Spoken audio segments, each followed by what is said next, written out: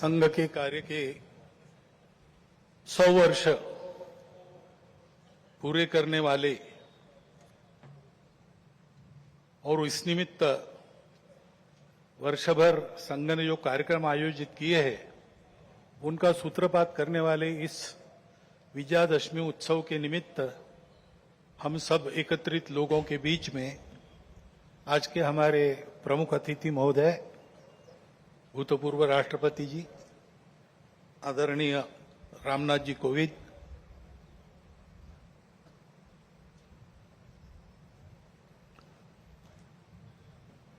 विदर्भ प्रांत के माननीय संघ चालक जी, माननीय सहसंघ चालक जी, नागपुर महानगर के संघ चालक जी, उपस्थित अन्य अधिकारी वर्ग, परम श्रद्धेय संतवृंद, आत्मीय स्वयंसेवक बंधु, नागरिक सज्जन एवं माता भगिनी, यह वर्ष श्री गुरु तेग बहादुर जी के बलिदान का 350वां वर्ष इस नाते और संपन्न होगा। हिंद की चादर बनकर जिन्होंने अत्याचार, अन्याय और सांप्रदायिक भेदभाव से समाज के मुक्ति के लिए अपना सर्वोच्च बलिदान दिया, समाज की रक्षा की, ऐसी एक विभूति, उसका स्मरण इस वर्ष होगा। आज 2 अक्टूबर है, इसलिए स्वर्गीय महात्मा गांधी जी की भी जयंती है। अपने स्वातंत्र्य की लड़ाई में उनका योगदान तो अविस्मरणीय है, परंतु स्वतंत्रता के बाद भारत कैसा हो, भारत का जीवन किस प्रकार के तंत्र से चले, उसके बारे में विचार देने वाले हमारे जो उस समय के दार्शनिक नेता थे, उनमें उनका स्थान अग्रणी है। हिंद स्वराज में उन्होंने वह चित्र का रेखांकन किया है और सादगी, विनम्रता और प्रामाणिकता के प्रतीक, और जिन्होंने देश के लिए अपने प्राण अर्पण किए, ऐसे स्वर्गीय लाल बहादुर शास्त्री जी, उनकी भी आज जयंती है। भक्ति, समर्पण और देश सेवा के ये उत्तुंग उदाहरण व्यक्तिगत और राष्ट्रीय चारित्र कैसा होना चाहिए, इसके आदर्श हमको मार्गदर्शन करते हैं। और आज की परिस्थिति का अगर हम विचार करते हैं तो हमारे ध्यान में आता है कि यह परिस्थिति भी हमसे इसी प्रकार के जीवन की अपेक्षा कर रही है। परिस्थिति एक सी नहीं होती, अनेक रंगों की होती है। तो परिस्थिति में बहुत कुछ अच्छा है, इसलिए बीता कालावधि 1 वर्ष का हमारी आशाएं और विश्वासों को भी दृढ़ करता है और हमारे सामने पुरानी और नई जो चुनौतियां उपस्थित है उनको अधिक स्पष्ट करने वाला भी वही कालावधि है। जैसे प्रयागराज में एक विशाल महाकुंभ हुआ, आधुनिक व्यवस्थापन के सारे कीर्तिमान तोड़कर एक जागतिक विक्रम तो उसने प्रस्थापित किया ही, लेकिन संपूर्ण भारत में श्रद्धा और एकात्मता की एक लहर उसने दौड़ा दी। पिछले साल एक दुर्घटना पहलगाम की भी हुई, हमला हुआ सीमा पार के आतंकियों के द्वारा, 26 भारतीय नागरिकों की उनका धर्म पूछकर हत्या की। लेकिन उसके चलते सारे देश में प्रचंड दुख और क्रोध की लहर पैदा हुई। पूरी तैयारी करके सरकार ने, हमारी सेना ने उसका बहुत पुरजोर उत्तर दिया। सारे प्रकरण में हमारी नेतृत्व की दृढ़ता, हमारी सेना का शौर्य, कौशल्य और समाज की एकता और दृढ़ता का एक उत्तम चित्र प्रस्थापित हुआ। और यह भी वह घटना हमको सिखा गई कि यद्यपि हम सबके प्रति मित्रभाव रखते हैं और रखेंगे, फिर भी अपने सुरक्षा के विषय में हमको अधिकाधिक सजग रहना पड़ेगा, समर्थ बनना पड़ेगा। क्योंकि इस घटना के बाद दुनिया में विभिन्न देशों ने अपनी अपनी जो भूमिका ली, उसमें हमारी ये भी ध्यान में आया कि हमारे मित्र कौन कौन है और कहां तक है। देश के अंदर भी अशांति फैलाने वाले असंवैधानिक उग्रवादी या संविधान विरोधी कहिए उग्रवादी नक्सली आंदोलन पर शासन और प्रशासन की दृढ़ कार्रवाई भी हुई और उनके अनुभव से उनके विचारधारा का खोखलापन और उनकी क्रूरता का अनुभव होने के कारण समाज भी उनसे मोहभंग होकर विमुख हो गया। लेकिन उनका नियंत्रण तो हो जाएगा, परंतु अब ये उस क्षेत्र में एक बड़ी जो बाधा थी वो दूर होने के बाद उस क्षेत्र में न्याय की स्थापना हो, विकास वहां तक पहुंचे, सद्भावना, संवेदना और सामरस्य वहां स्थापित हो, इसके लिए समाज की भी और शासन प्रशासन की भी योजनाएं चलनी पड़ेगी, क्योंकि इनका अभाव ही ऐसे उग्रवादी ताकतों के पनपने का कारण बनता है। इससे त्रस्त मनुष्य दूसरा कुछ उपाय दिखता नहीं, इसलिए निराश होकर उनको प्रश्रय देता है। ये न हो इसलिए ऐसी योजनाओं की आवश्यकता है। आर्थिक क्षेत्र में भी हम आगे बढ़ रहे हैं। ऐसा जो प्रचलित परिमाण है दुनिया के, उसके आधार पर कहा जा सकता है हमारा देश आर्थिक क्षेत्र में आगे बढ़े, इसलिए आर्थिक जगत के हमारे उद्योगी बंधु, विशेषकर तरुण उद्योजक, इनमें एक मादा भी दिखता है, उत्साह भी दिखता है, इच्छा आकांक्षा भी दिखती है। परंतु ये जो प्रचलित अर्थ प्रणाली है सारी दुनिया में वही है, तो सारी दुनिया के अनुभव में उसके कुछ दोष भी आ रहे हैं। विकास के इस प्रकार के पद्धति से अमीरी और गरीबी का अंतर बढ़ता है। आर्थिक सामर्थ्य कुछ चंद हाथों में एकत्रित होता है। शोषण करने के लिए एक नया सुरक्षित तंत्र इसमें से खड़ा हो सकता है, चिंता नहीं की तो। पर्यावरण के हानि की समस्या खड़ी हो जाती है और मनुष्यों के आपसी व्यवहार में कई प्रकार की व्यापारिक दृष्टि और अमानवीयता की बातें प्रवेश कर जाती है।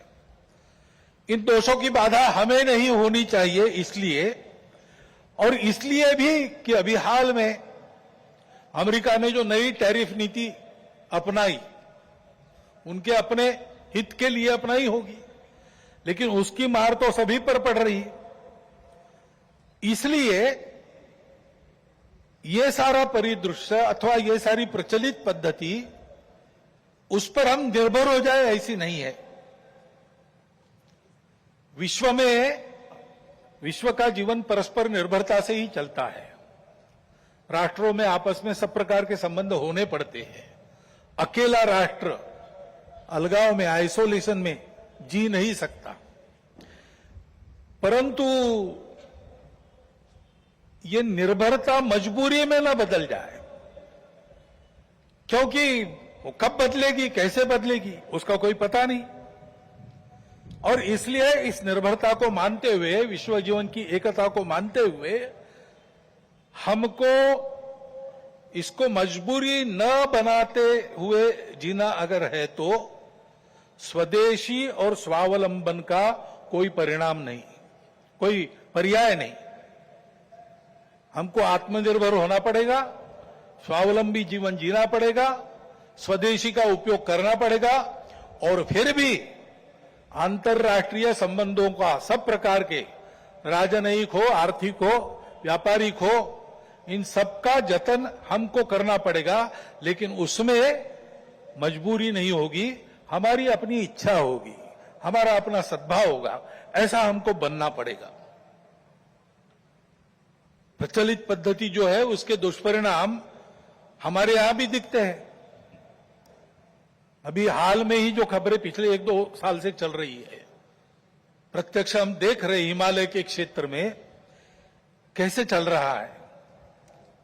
वर्षा का अनियमित होना तो सर्वदूर है, प्रकृति के प्रकोप भी बढ़ गए हैं, भूस्खलन होता है, अप्रत्याशित वर्षा होती है, हिम नदियां सूख रही है।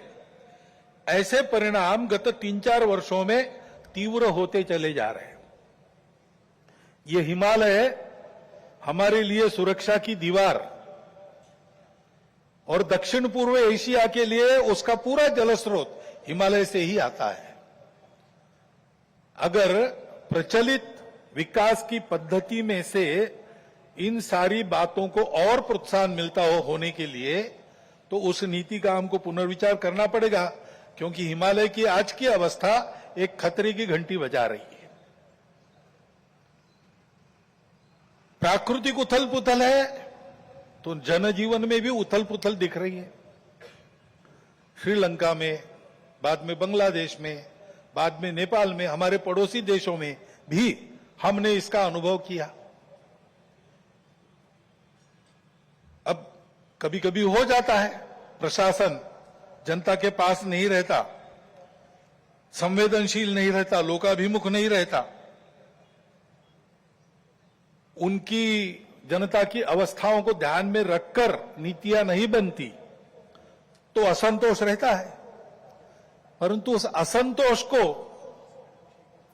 इस प्रकार व्यक्त होना, ये किसी के लाभ की बात नहीं है। अभी अभी प्रमुख अतिथि महोदय ने कहा, 25 नवंबर के भाषण की याद की, उसमें इस प्रकार के जो आंदोलन है जिसमें इतनी सारी हिंसा और विनाश होता है, डॉक्टर अंबेडकर साहब ने उसको ग्रामर ऑफ अनार्की कहा है। प्रजातांत्रिक मार्गों से भी परिवर्तन आता है, ऐसे हिंसक मार्गों से परिवर्तन नहीं आता है। एक उथल पुथल हो जाती है, लेकिन स्थिति यथावत रहती है। पूरे दुनिया का अभी तक का इतिहास देख लीजिए, जब से ये उथल पुथल वाली तथाकथित रिवॉल्यूशंस, क्रांतियां आई, किसी क्रांति ने अपने उद्दिष्ट को प्राप्त नहीं किया। राजा के खिलाफ फ्रांस की राज्य क्रांति हुई, उसका परिणाम क्या हुआ? नेपोलियन बादशाह बन गया, वही राजतंत्र कायम रहा। इतनी सारी तथाकथित साम्यवादी क्रांतियां हुई, सब साम्यवादी देश आज पूंजीवादी तंत्र पर चल रहे हैं, जिसके खिलाफ क्रांति हुई। ऐसे हिंसक परिवर्तनों से उद्देश्य नहीं प्राप्त होता है, उल्टा इस अराजकता की स्थिति में देश के बाहर की स्वार्थी ताकतों को अपने खेल खेलने का मौका मिलता है। और इसलिए हमारे पड़ोसी देशों में जो उथल पुथल हो रही, ये हमारे ही देश है, वे हमसे दूर नहीं है। कुछ वर्ष पूर्व भारत ही थे, हमारे अपने हैं। उनमें इस प्रकार की अस्थिरता उत्पन्न होना, ये हमारे लिए, हम केवल उनके पड़ोसी हैं इसलिए नहीं, वो सब हमारे अपने देश है, इसलिए चिंता का विषय है। हितरक्षण से भी ज्यादा ये जो हमारा आत्मीयता का संबंध है, अपनेपन का संबंध है, उसके चलते ये चिंता होती है। परिस्थितियां ऐसी है, जैसा मैंने कहा, दोनों प्रकार है। सुखदायक रूप बहुत दिखता है, सुख सुविधा बढ़ी, मनुष्य के ज्ञान की, विज्ञान की प्रगति हुई, व्यवस्थाएं आरामदायक बनी, राष्ट्र पास आए, माध्यमों के जरिए भी और आर्थिक लेन देन के जरिए भी। परंतु इस परिवर्तन की, विज्ञान और तकनीकी की गति इतनी ज्यादा है कि मनुष्यों की गति का बदलने की और उसका तालमेल नहीं बैठ रहा है। इसलिए भी मनुष्य जीवन में कई प्रकार की समस्याएं, युद्ध, अन्य छोटे बड़े कलह, ये तो सब चल ही रहे। प्रकृति के उग्र प्रकोप को हम अनुभव कर रहे हैं, लेकिन परिवारों में भी टूटन आ रही है। नागरिक जीवन में बढ़ता हुआ अनाचार, अत्याचार दिखाई देता है। इसके शमन के इसके उपाय चलते हैं, प्रयास हुए हैं, परंतु इसका पूर्ण निदान होने में वो असफल हो गए। और उसके ऊपर अस्वस्थता, कलह, हिंसा को बढ़ाते हुए विश्व में सब प्रकार की परंपरा, मांगल्य, संस्कृति, श्रद्धा, इसका संपूर्ण विनाश ही आगे परिवर्तन लाएगा। ऐसी उल्टी विचारधारा, विपरीत विचारधारा और घातक विचारधारा लेकर चलने वाला एक नया पंथ उदय में आया। बहुत पहले आया, आजकल वो भारत में भी अपने हाथ पैर फैलाने की कोशिश कर रहा है। सभी देशों में उसके कारण जो समाज जीवन की अस्त व्यस्त अवस्था हुई है और एक तरह से अराजकता की ओर सारा समाज बढ़ रहा है, ऐसी संभावना दिखती है। उसका अनुभव सब देशों में हो रहा है और इसलिए इन सारी परिस्थितियों को लेकर विश्व जब पुनर्चिंतन करता है तो वो भारत की ओर अपेक्षा से देखता है। भारत इसका कोई उपाय निकाले, ऐसे विश्व में भी अपेक्षा है। और सौभाग्य से भारत में एक आशा की किरण ये दिखाई देती है कि नई पीढ़ी में देशभक्ति की भावना, अपने संस्कृति के प्रति आस्था और विश्वास का प्रमाण निरंतर बढ़ा है। संघ के स्वयंसेवकों सहित समाज के व्यक्ति और समाज की संस्थाएं अभावग्रस्त वर्गों की निस्वार्थ सेवा करने के लिए अधिकाधिक आगे आ रहे हैं। समाज स्वयं को सक्षम अनुभव करता है और इसलिए कई बातों में सरकार के पहले पहल करके अपने सामने की समस्याओं का खुद ही निदान करने में यशस्वी हो रहा है। यह भी एक अच्छा लक्षण है और इसलिए ऐसे सब कार्यों में समाज का सहयोग संघ भी अनुभव करता है, अन्य ऐसे काम करने वाले संगठन और व्यक्ति भी अनुभव करते हैं। प्रत्यक्ष सहयोग और सहभाग, इसकी इच्छा समाज में बढ़ रही है और बुद्धिजीवियों में भी अपने देश के हमारा कोई स्वतंत्र अलग ऐसा कोई प्रतिमान, ऐसा कोई मॉडल हो सकता है क्या, इसकी खोज करनी चाहिए, ऐसा चिंतन बढ़ रहा है। क्योंकि भारतीय चिंतन दृष्टि एक विशेष है। हमारे प्रमुख अतिथि महोदय ने जितने नाम लिए उन सहित स्वामी विवेकानंद से लेकर तो महात्मा गांधी जी, दीनदयाल उपाध्याय, राम मनोहर लोहिया जी तक, इन सब लोगों ने इस प्रकार की दृष्टि को सामने रखते हुए कुछ चिंतन दिया है। उसकी तफसील उसके अलग अलग होंगे, परंतु उसकी दिशा एक ही है। आधुनिक विश्व के पास जो दृष्टि है वो गलत नहीं है, लेकिन अधूरी अवश्य है। मानव का भौतिक विकास होता है, नैतिक विकास की ओर ध्यान नहीं रहता है। विकास होता है, पर्यावरण की ओर ध्यान नहीं रहता। विकास होता है, कुछ लोगों का होता है, कुछ का नहीं होता। आज अमेरिका का जीवन विकसित माना जाता है, उसको आदर्श मानकर हम चले भारत के लोग, और हमने चाहा कि भारत अमेरिका जैसा जीवन जिए। तो कुछ अभ्यासक कहते हैं, हिसाब करके ऐसा जीवन जीने के लिए और 5 पृथ्वियों की आवश्यकता लगेगी। ये विकास कैसे होगा? ये हो नहीं सकता। प्रगति के साथ साथ इसी के कारण नई नई समस्याओं को हम झेल रहे, जो प्राण संकट बन रही है। दृष्टि का अधूरापन ही इसके लिए कारण है। हमारी दृष्टि है, हमारी दृष्टि भौतिक विकास के साथ साथ मन, बुद्धि और आध्यात्मिकता का विकास कर सकती है, करती है। व्यक्ति के साथ साथ मानव समूह और सृष्टि का भी विकास साधने वाली हमारी दृष्टि है। मनुष्य की आवश्यकताओं, इच्छाओं के अनुरूप आर्थिक स्थिति, इच्छा पूर्ति हो सबकी, ऐसी व्यवस्था, उसके साथ साथ ही समूह के प्रति और सृष्टि के प्रति कर्तव्य बुद्धि और अपनेपन का साक्षात्कार व्यक्तियों में जगाने की शक्ति हमारी इस दृष्टि में है।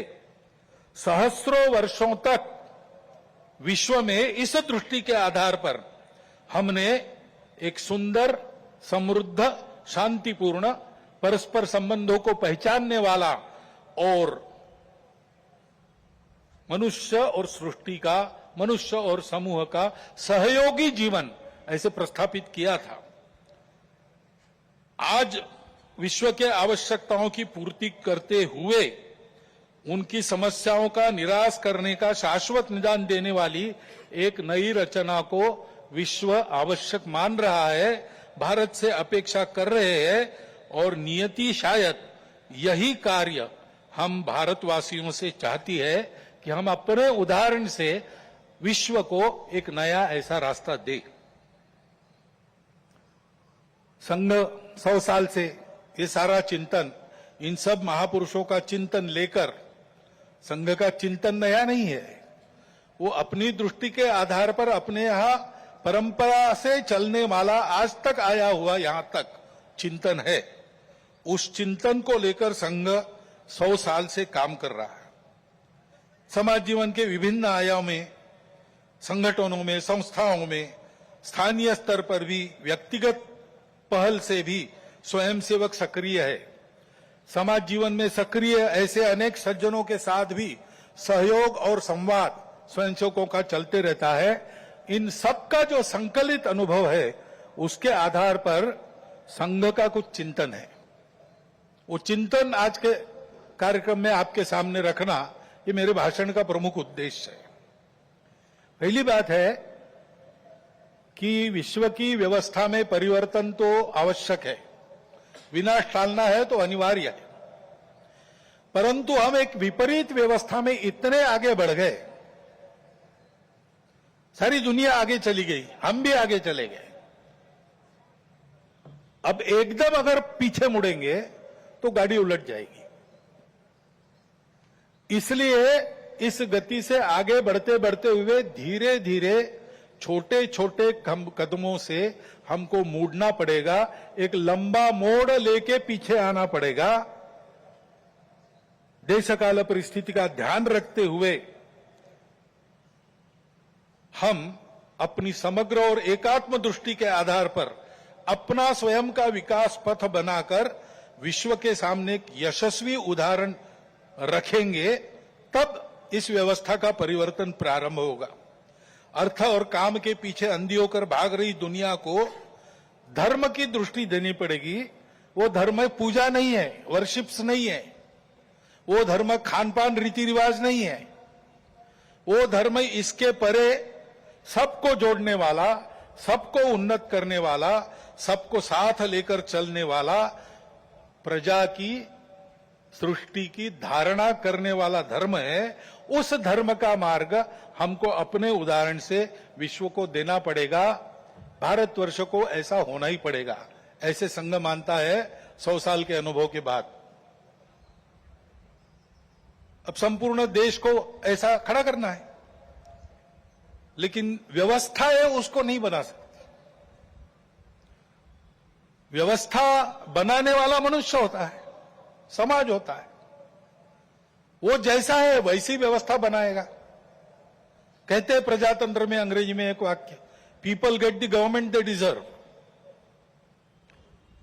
तो ये नहीं है कि सारा कुछ जिम्मा उन पर है, उनकी समीक्षा करके स्तुतियां, उनकी निंदा हम करते रहे, ऐसा नहीं होता है। जैसा समाज है वैसी व्यवस्थाएं चलेगी, और इसलिए समाज के आचरण में परिवर्तन आना चाहिए, तब व्यवस्था में परिवर्तन आता। वैसे भी कोई स्थापित व्यवस्था अपने को स्वयं को बदलने की इच्छुक नहीं रहती, और अपने को स्वयं को बदलने का उसका सामर्थ्य भी नहीं रहता, क्योंकि वो स्वयं को नहीं बनाती, समाज उनको बनाता है। ये सामर्थ्य समाज के पास रहता है।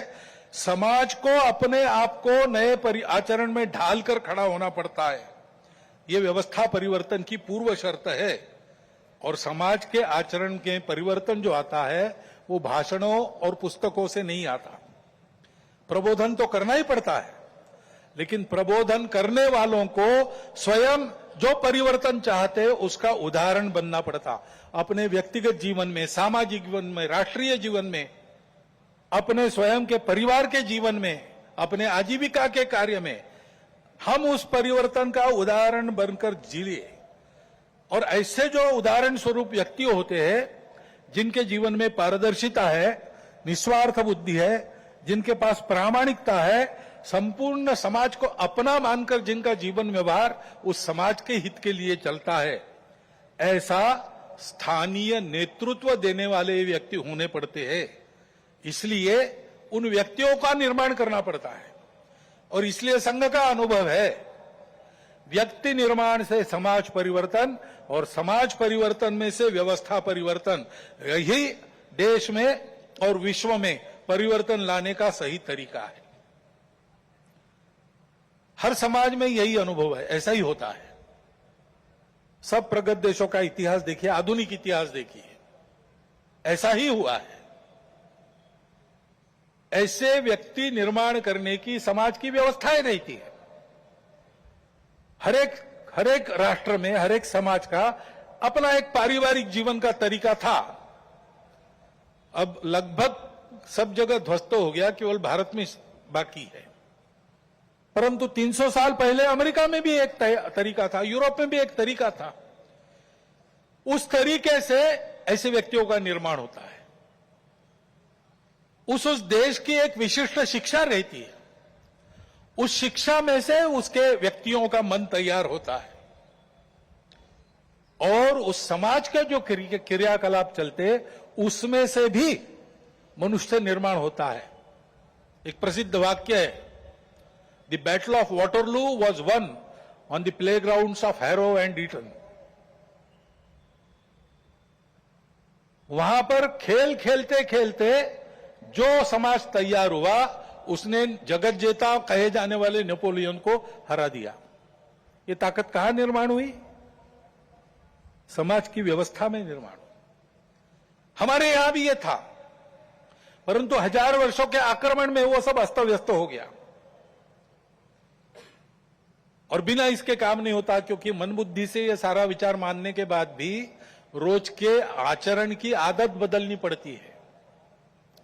आदत बदले बिना परिवर्तन नहीं आता, केवल बातों से नहीं आता, केवल सोचने से या सपने देखने से नहीं आता।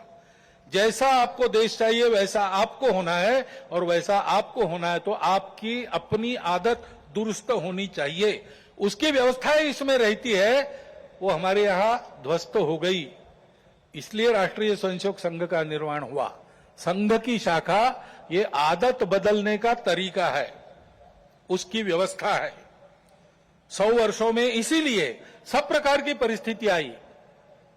संघ को लालच भी दिखा दी, संघ को राजनीति में आने का आमंत्रण भी मिला, लेकिन संघ ने वो सब नहीं किया। संघ केवल एक ही कार्य में लगा रहा। संघ के स्वयंसेवकों ने हर परिस्थिति में शाखा को नित्य चलाया है। स्वयंसेवक आग्रहपूर्वक शाखा में नित्य जाते, 50 साल से आ रहे फिर भी जाते, क्योंकि आदत की बात है। आदत छूटनी नहीं चाहिए, आदत बननी भी चाहिए और छूटनी भी नहीं चाहिए। शाखा के कार्यक्रमों को मन लगाकर करते हुए व्यक्तिगत सद्गुणों की और सामूहिकता की साधना करना और समाज में क्रियाकलापों में सहभागी होते हुए समाज के सद्गुणों का, सामूहिकता का वातावरण निर्माण करना, इसलिए संघ की शाखा है। उसके कार्यक्रमों में से नित्य और मन लगाकर करने से स्वयंसेवकों में व्यक्तित्व का, कर्तृत्व का, नेतृत्व का, समझदारी का, वैचारिक और व्यावहारिक और भक्ति का, राष्ट्र के प्रति, संघ के प्रति भक्ति का निर्माण होता है। दूसरी बात, किसी भी देश को ऐसा होना है तो समाज में एकता चाहिए। वाक्य बताया, united we stand, divided we fall. Abraham Lincoln का भी एक वाक्य है, a divided house can not stand. हमारा देश तो विविधताओं का देश है, पंथ, संप्रदाय, भाषाएं, भौगोलिक विविधता, रहन सहन, खान पान, जाति, उपजाति पहले से है और बीच के काल में आक्रमण हुए, विदेशी भारत में आ गए। विभिन्न कारणों से यहां के लोगों ने भी उनकी विचारधाराओं का, उनके पंथ संप्रदायों का स्वीकार किया। वो विदेशी चले गए, लेकिन अभी भी उनका स्वीकार करके रहने वाले हमारे अपने बंधु देश में है। सौभाग्य से भारत की परंपरा है, वो सब प्रकार की विविधताओं का स्वागत और सम्मान और स्वीकार करती है। ये हमारी परंपरा है और इसलिए यद्यपि बाहर से विचारधारा आई होगी, हम उनको पराया नहीं मानते, अलगाव से नहीं देखते। हम सबकी विशिष्टताओं को, दुनिया में सभी विशिष्टताओं को मानते हैं, उनको स्वीकार करते हैं, उनको भी हमारी अपनी विशिष्टता है उसके दर्जे का ही मानते हैं, सम्मान देते हैं। वो विशिष्टताएं भेद का कारण नहीं बनती, इसको हम देखना चाहिए। आज अपने देश में इन विविधताओं को भेदों में उभारने की कोशिश चल रही है। ये विविधताएं भेद का कारण नहीं बननी चाहिए। अपनी सब विशिष्टताएं अपने अपनी जगह ठीक भी है, परंतु ये सब होने के बाद भी हम एक बड़े समाज के अंग है। समाज, देश, संस्कृति और राष्ट्र के नाते हम एक ही है, हम अलग नहीं है, हम विविध भी नहीं है। विविधताएं तो भाषा, पंथ, संप्रदाय, खान पान, रीति रिवाज, रहने की जगह इसकी है और इस एकता के चलते हमारा सबका आपस का व्यवहार सद्भावनापूर्ण और संयम पूर्ण रहना चाहिए। सबकी अपनी अपनी विशिष्टताएं हैं, उनकी श्रद्धाएं हैं, महापुरुष है, पूजा के स्थान है। मन वचन कर्म से आपस में इनकी अवमानना नहीं होनी चाहिए, इसकी चिंता सबने करनी चाहिए, किसी एक ने करने का यह काम नहीं है। उसके प्रबोधन की भी आवश्यकता है। विविधता है और सब लोग साथ में रहते हैं, तो जैसे अनेक बर्तन साथ में रखे तो कहीं ना कहीं आवाज हो ही जाती है। इतने बड़े समाज में इतने सारे लोगों के साथ रहने से कभी कभी कुछ आवाज हो भी सकती है, लेकिन होने पर भी नियम पालन करना, व्यवस्था पालन करना, सद्भावपूर्ण व्यवहार करना, ऐसा स्वभाव बनना चाहिए। छोटी बड़ी बातों पर या केवल मन के संदेह पर कानून हाथ में लेकर रास्तों पर निकल आना, गुंडागर्दी, हिंसा करना, यह प्रवृत्ति ठीक नहीं। मन में प्रतिक्रिया रखकर अथवा किसी समुदाय विशेष को उकसाने के लिए अपना शक्ति प्रदर्शन करना, ऐसी घटनाओं को योजनापूर्वक कराया जाता है। उसके चंगुल में फंसना नहीं चाहिए। उसके परिणाम तात्कालिक और दीर्घकालिक दोनों दृष्टि से ठीक नहीं रहते। इन प्रवृत्तियों की रोकथाम आवश्यक है।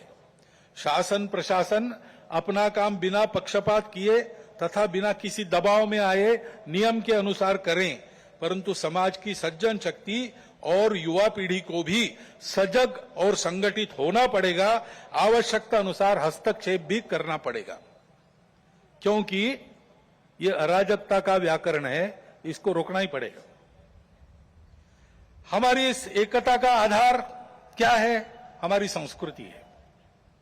डॉक्टर अंबेडकर साहब ने इसको शब्द दिया है इनहेरेंट कल्चरल यूनिटी, अंतर्निहित सांस्कृतिक एकता। ये भारतीय संस्कृति प्राचीन समय से चलती आई है। भारत की विशेषता है, वो सर्वसमावेशक है, सबका सम्मान और स्वीकार करने की सीख देती है, क्योंकि भारत के आध्यात्मिक सत्य पर, उस सत्य पर आधारित धर्म पर, यानी सत्य, करुणा, शुचिता और तप के सदाचार पर वह धर्म आधारित है। उसी पर यह संस्कृति भी बनी है। इसका जतन सनातन काल से आज तक हर परिस्थिति में किसने किया है? तो निश्चित रूप से इस देश के पुत्र रूप हिंदू समाज में ने किया है, और इसलिए कभी कभी उसको हिंदू संस्कृति भी कहते हैं। ऋषि ने अपने तपोबल से इसका निर्माण किया है, क्योंकि भारत में उनको इसका विकास करने के लिए आवश्यक समृद्ध और सुरक्षित प्रकृति मिली, परिवेश मिला। और पीढ़ी दर पीढ़ी इसको सरसाने के लिए, आगे पहुंचाने के लिए, इसकी सुरक्षा के लिए पूर्वजों ने परिश्रम किया है, त्याग किया है, बलिदान दिए। उस हमारी संस्कृति का आचरण, उसके आदर्श बने हमारे पूर्वजों का मन में गौरव और कृति में विवेकपूर्ण अनुसरण तथा यह सब जिसके कारण संभव हुआ, उस हमारे पवित्र मातृभूमि की भक्ति, यह मिलकर हमारी राष्ट्रीयता है। विविधताओं के संपूर्ण स्वीकार और सम्मान के साथ हम सबको एक माल में मिलाने वाली यह भारतीय संस्कृति, यह राष्ट्रीयता है। इसको हम हिंदू राष्ट्रीयता कहते हैं। यही हमारे लिए हिंदू राष्ट्रीयता है। किसी को हिंदू शब्द से आपत्ति है, वो हिंदवी कहे, भारतीय कहे, आर्य कहे, जो कुछ है, ये सारे समानार्थी शब्द है, हम लोग जानते हैं। परंतु इस राष्ट्रीयता का स्पष्ट स्वरूप निर्देशित करने वाला एक ही शब्द हमको मिलता है, वो है हिंदू। वो कोई राज्य पर आधारित कल्पना है। हमारा राष्ट्र राज्य पर आधारित कभी रहा नहीं। हमारे यहां नेशन स्टेट की कल्पना नहीं है। हमारी यह संस्कृति राष्ट्र को बनाती है। राज्य आते जाते रहते हैं। राष्ट्र निरंतर विद्यमान रहा है। सनातन काल से अब तक ये हमारा प्राचीन हिंदू राष्ट्र है। इस अर्थ में हिंदू राष्ट्र है। सब प्रकार के उतार चढ़ाव हमने देखे, गुलामी भी देखी, स्वतंत्रता भी देखी। हम सदैव विद्यमान है। और इसलिए हिंदू समाज का बल संपन्न होना, शील संपन्न होना, संगठित होना इस देश के एकता, एकात्मता, सुरक्षा और विकास की गारंटी है। क्योंकि हिंदू समाज सनातन काल से यहां चलते आया है। वो इस देश का उत्तरदायी समाज है, रिस्पॉन्सिबल सोसाइटी है।